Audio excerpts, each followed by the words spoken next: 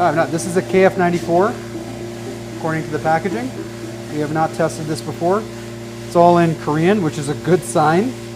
So I love KF94s. You can always tell if it's, you know, from Korea because they're doing like a legit packaging. They're doing this beautiful packaging. They spend a lot of money on, I'm sure.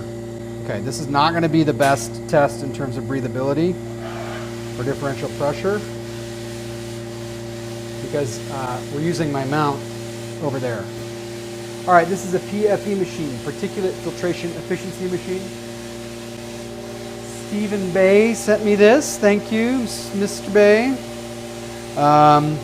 We are doing the N95 test on a KF94. So roughly the standard would mean it would have to pass at 94%, which is exactly what this machine is testing there.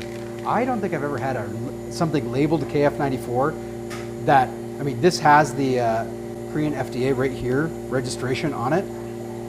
I've never, I don't think. Have we ever had one that had the Korean FDA registration that's been fake, hasn't passed? I don't think so. It's a very light KF94, which is very common. Oh man. This mask smells like Sex Panther. Pure gasoline. I'm not kidding. It smells like pure gasoline. That's crazy. I don't hate it. I don't hate it.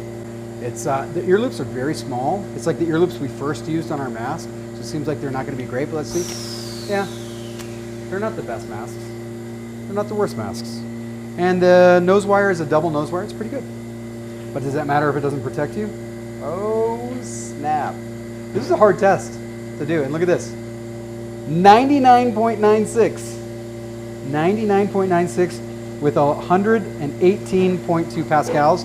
And if you look at how we did the test, our clamping apparatus wasn't there. I don't think we gave this thing a fair pass for how breathable it actually is. So this is a really, really good mask. I like this mask.